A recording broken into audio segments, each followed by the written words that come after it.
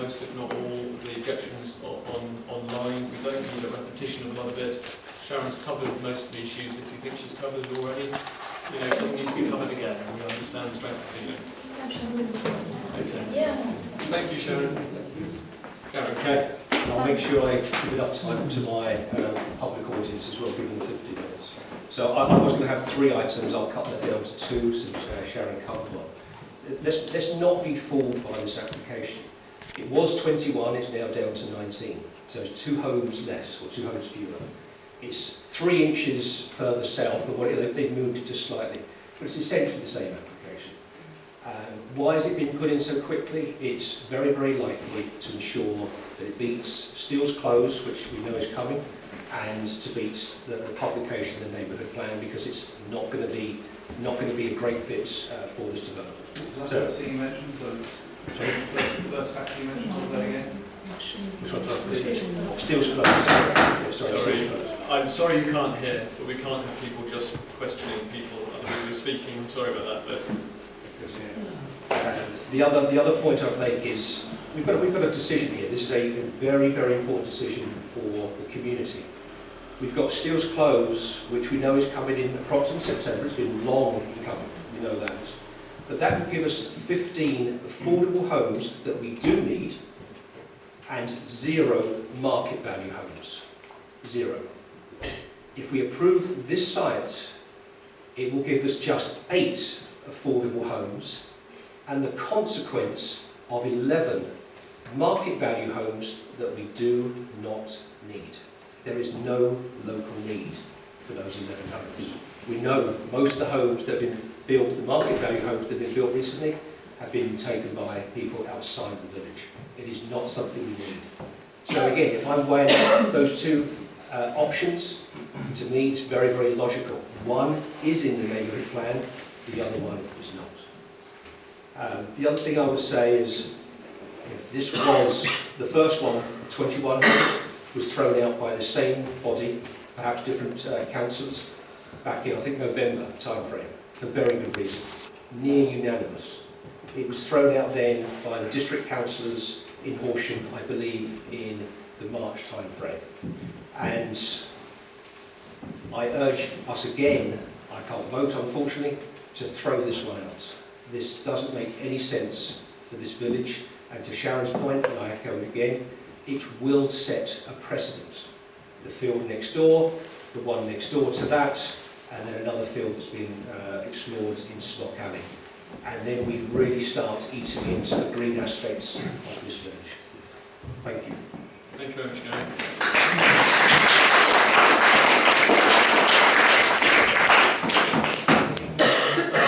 Thank you very much for that. I think it would be appropriate, if you don't mind suggesting, if you, Michael, speak about the application first, and then everyone else will respond to, be aware of your comments at least. Michael Stevens, Castle Land and Development. I'm the applicant. Just to mention the first application.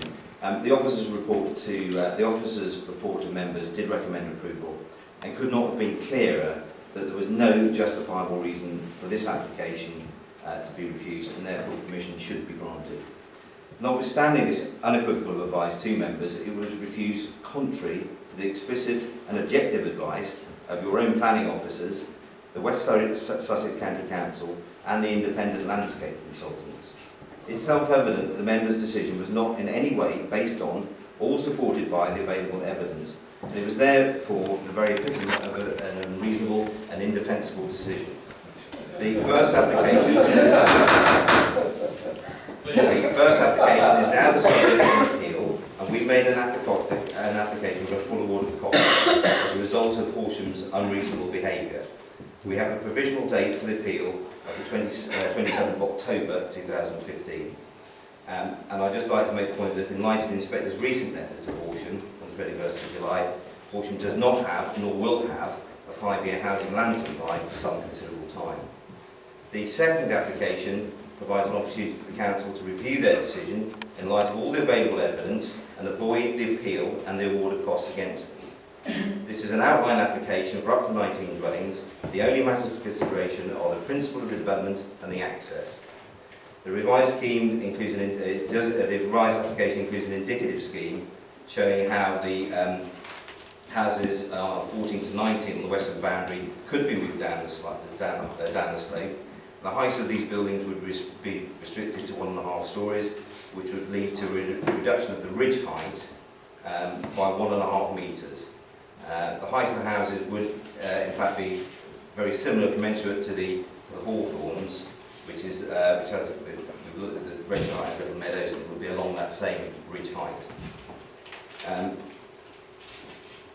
And we believe this reduction would mitigate any perceived impact on development. As has already been mentioned, landscape wasn't even part of the original application, so it should never really have been a reason for refusal. We are aware that the parish is seeking a voluntary contribution to support the provision of youth facilities, and we have, under the Section 106, already agreed to a contribution of £32,000 towards community facilities. But in principle, we would be prepared to make an additional financial contribution, but we can only do so legally if this is requested by Horsham. A couple of points on the neighbourhood plan. It's at a very early stage and carries very little weight. And that's as such, the application is not contrary to the neighbourhood plan, because there is no neighbourhood plan at this stage. Even if it goes ahead, as per the current draft, our proposal will not necessarily be contrary to the plan, because the neighbourhood plan can't include other developments coming forward. Notwithstanding this, we contend that the neighbourhood plan is fundamentally flawed, because it does not follow the evidence. The site assessment report concludes that Smock Alley should be included in the neighbourhood plan, but contrary to that evidence, it was excluded from the draft without any justification or reasoning. Thank you. Thank you very much. Okay.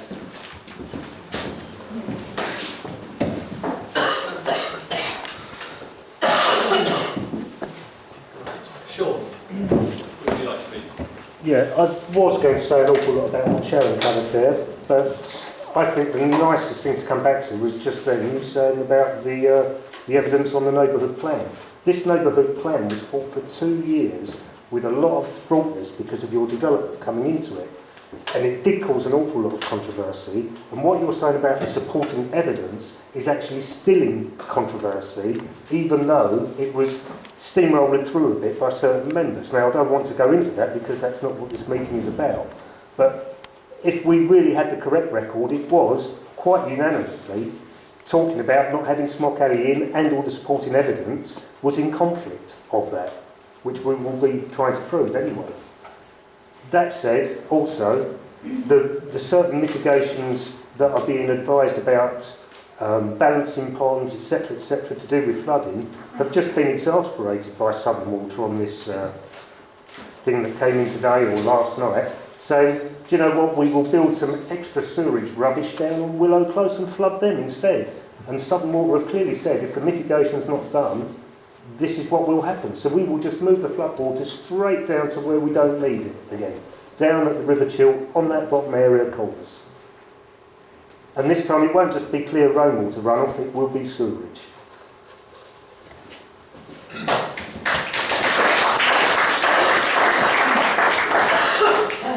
you.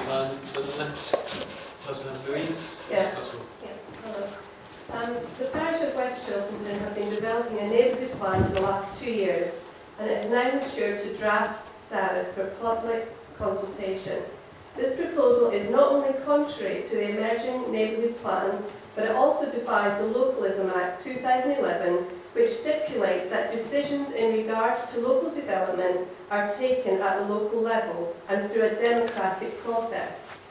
Helen Lowe confirmed with me in the last few days that the neighbourhood plan is weighted, albeit limited, which is contrary to what you just said, Robert, that it doesn't hold any weight at all.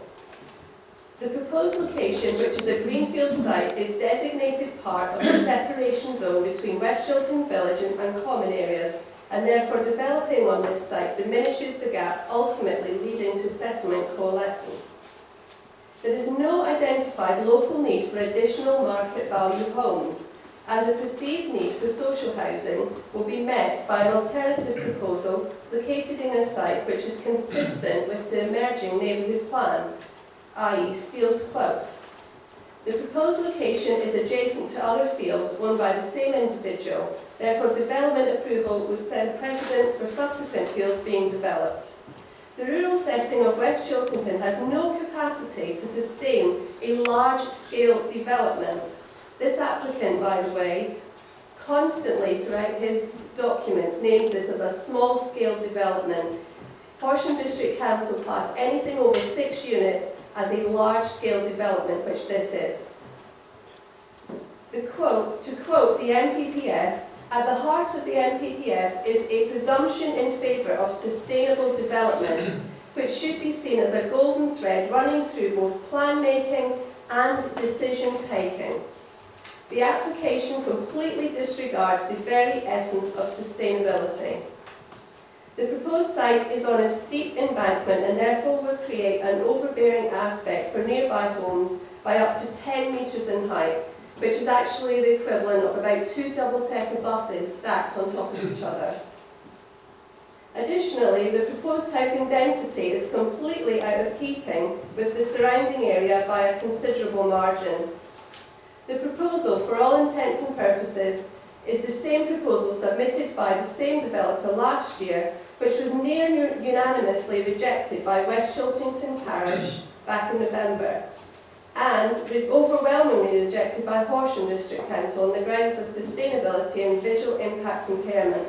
As a tax-paying member of the community, it disappoints me considerably to see a flagrant abuse of the planning process by yet another highly speculative submission from the same developer for nearly identical proposal. And close to winding up. I'm almost there. And occurring just a few months after an overwhelming public and official rejection. It makes a mockery of the process. I urge the parish, in your trusted capacity, to represent the best interests of the village and to reflect on the serious issues that have been raised by us, the community, and reject this proposal.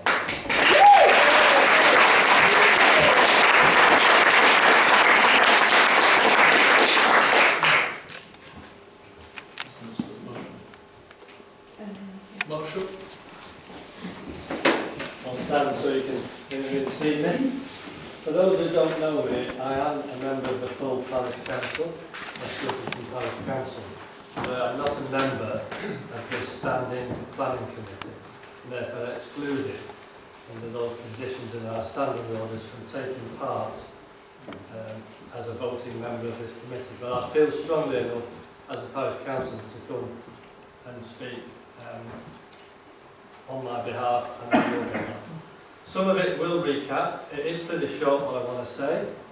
I can't help but recap some of these points because otherwise just taking them would be out of context. But it's fairly short. And what I want to try to do is just look at some of the other facts rather than conjecture on an appeal where nobody knows what the results are going to be. The West Chiltington Neighbourhood Plan, which is this document, has been prepared in strict accordance with the relevant primary and secondary legislation, principally Schedule 4B of the Town and Country Planning Act, and was amended, which has been amended by the Localism Act of 2011 and the Neighbourhood Plan Regulations specifically put in place in 2012. The plan, in simple words, requires you to have regard to the national policies and advice contained in guidance from the Secretary of State. It needs to demonstrate that you continue to protect the buildings and landscape value. You need to demonstrate and contribute towards achievement of sustainable development. Those are not my words, those are actually words that are in this plan. We've heard already that this plan has taken a long time to actually produce. A draft plan is in submission, and it's something like 2 years that a neighbourhood plan council, of which some members from the parish council were part of, a large group of volunteers, have put a lot of effort in and have developed that plan under strict guidance. That plan was launched on the 4th of July and is now in consultation, and you've had 4th of July, they also had opportunity at the recent fete, West Chiltington fete. The plan actually picks up some very important strategic aspects. One has been mentioned or twice about a gap, this gap between this development, which is outside of the building zone, current building perimeter, and also in the Greenfield and the other settlements, so within the village and the common. And this plan tries to preserve that. It also talks about some specific developments that were considered after due review by the Parish Council, and the plan was approved by the Parish Council. What I asked this planning committee to do is respect that decision and position, not much more. The other decision that was made was by the Horsham District Council for a previous 21 dwellings. With here, this is 19 dwellings that you're considering, and that's what you're considering. And therefore, there's not much difference between this one and the previous one, and therefore logic says to me, visual and sustainability are still key. I ask the Parish Council Planning Committee to respect that decision. The third one is that a large number, maybe hundreds of people within this parish have actually written formally and made lots of representation about their feelings about this development. I asked this planning committee to respect the views of the West Chiltington parishioners. Also, interestingly, the West Chiltington Parish Council, the full council, rejected the original one on what was called a Category 2, which is basically a medium village, and medium villages by Horsham District Council are expected to sustain large developments, which this is. So, I think there are a large number of compelling reasons. I'll just try to explain, and the reasons of the position, and therefore I request that this particular development application is rejected by the planning. Thank you.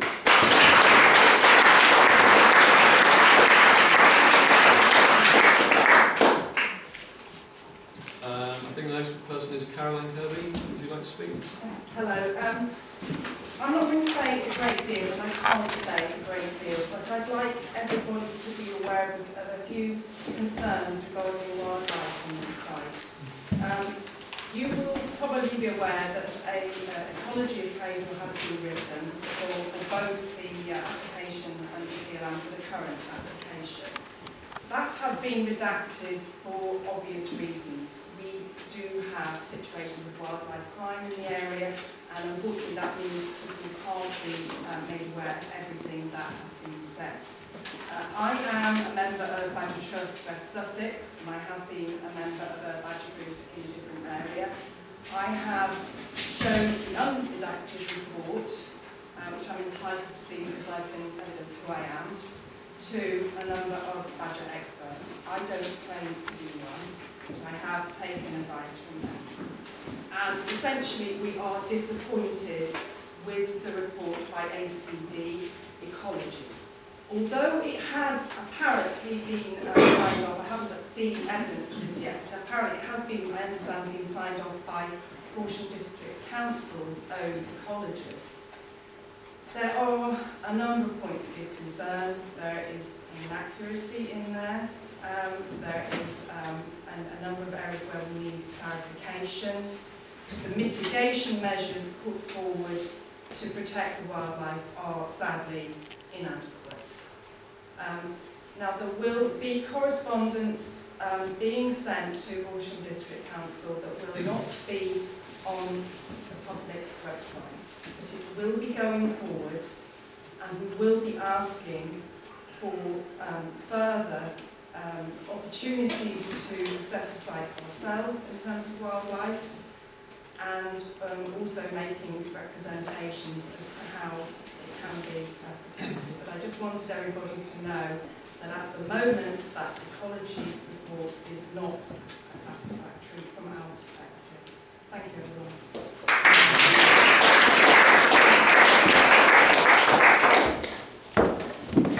The next person on my list is Mark Price, is that right? Thank you, Okay. Chairman.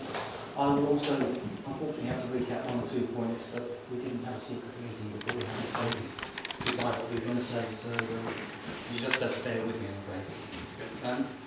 Last year's application for 21 houses on the site was opposed by this planning committee by an overwhelming majority on the grounds of A, there being an exception site elsewhere in the village which was more suitable for affordable homes, i.e. Steels Close. B, the application being premature due to the ongoing work on the HDC planning framework and the neighbourhood planning. And C, the high density of the housing being not in keeping with the surrounding dwellings. Hundreds of objections were submitted to the District Council by this community, and subsequently HDC's councillors rejected the application by an overwhelming majority on the grounds of sustainability and significant landscape harm. Despite very strong pressure from the minority of the Neighbourhood Plan Council to include the Smock Alley in the draft plan, it was not included at the end of the day, and we have a draft plan with 2 other sites in it which fulfil any housing need for local people as identified by the Housing Needs Survey. This latest application from 19 houses has been supported by very little design information and, in my opinion, could be construed as being misleading in terms of what is not shown. For example, there is only one street scene elevation drawing which conveniently is taken through the site close to its northern boundary, i.e. as far as possible away from the properties most affected by the scheme. If there was a longitudinal section coming down the hill at the southern end of the field, or even perhaps a cross-section showing the relationship between, say, plots 1 and 3 and Lavender Cottage, for example, you would then be able to see the differences in floor and roof levels, which would make for an extremely overbearing result. In terms of site layout and building footprints, etc., this latest application is almost identical to the first one, so all the previous grounds for objection by this committee last November, by us residents and by the district councillors remain valid. The developer is again attempting to bypass the due process of the emerging neighbourhood plan, which is totally against the spirit and intentions of the Localism Act 2011. This parish council has only just ratified the draft neighbourhood plan without Smock Alley as a development site. And in my opinion, we therefore have a duty not to allow the plan to be developer-led, and I urge you to oppose this application. Thank you, Mr. Chairman.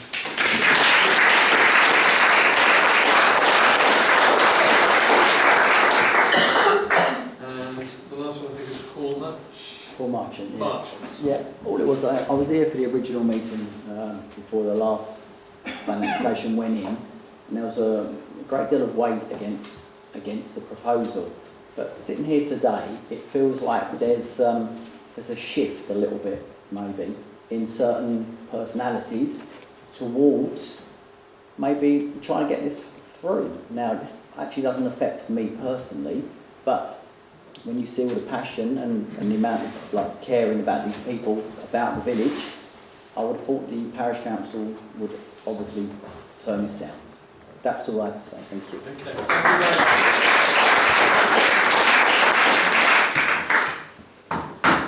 Right. Can I ask a very random question? Absolutely. Public footpath link. That hasn't been mentioned. What is it? Where would it be? And who would be expected to do the upkeep, maintain it? If we go back to the site plan.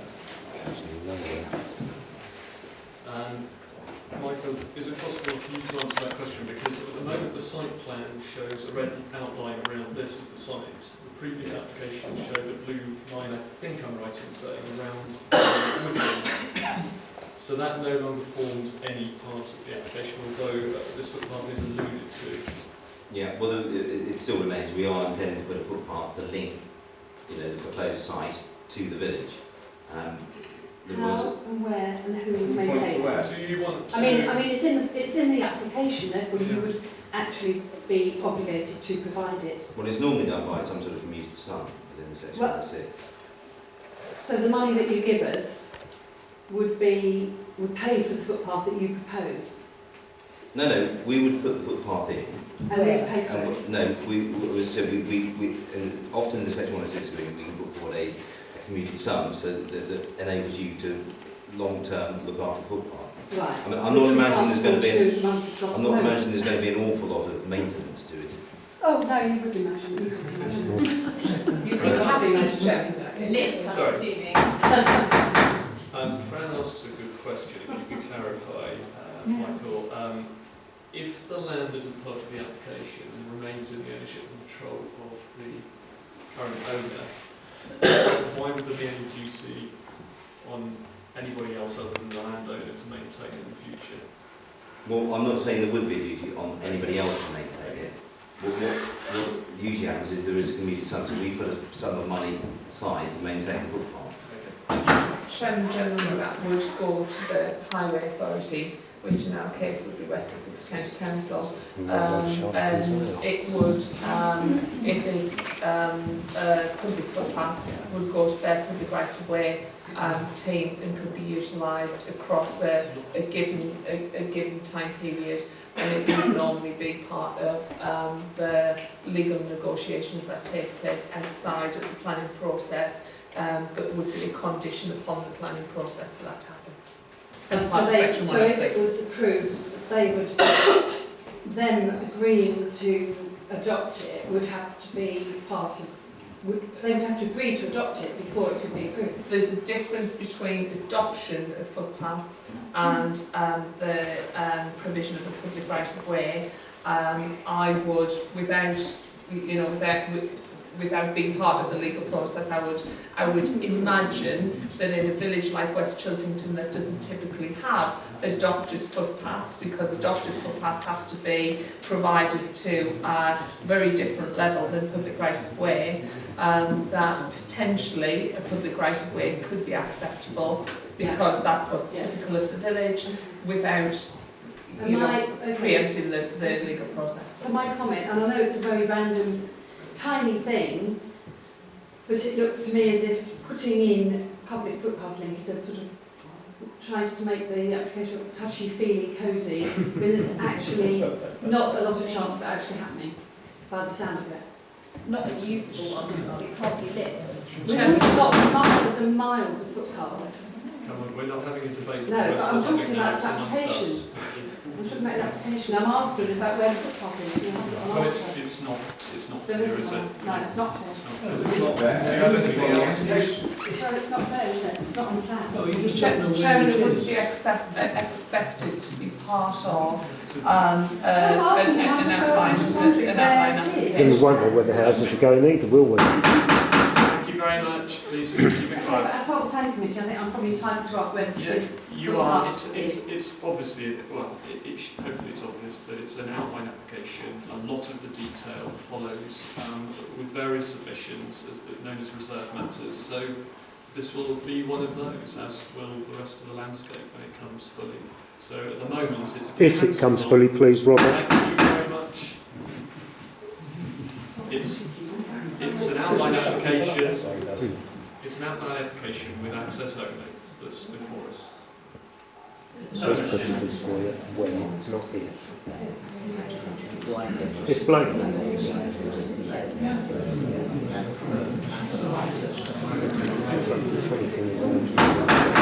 Sorry, my parish clerk has quite rightly suggested to me that I make it perfectly clear that we're not taking any more comments, queries, quips from the members of the public.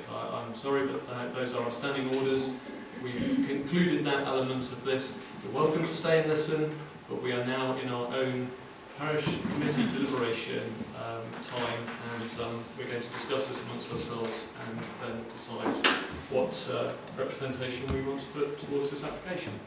Sorry, Chairman, can I ask you one question before we get there?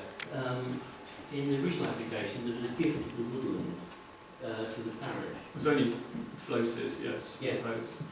I didn't see it in this revised version. So would you expect it to be there or not? It's not being offered at the moment, so I think when we discussed this the last time from recollection, certainly I'm never keen to take ownership of land unnecessarily. You know, why take responsibility and therefore the upkeep, costs and maintenance and that sort of thing for the future. So I'm not I'm not concerned that it's not part of this, but I think there is a need for more detail at a later stage, should it get that far. Michael? Just clarification, for my sake, because put a doubt in my mind. If the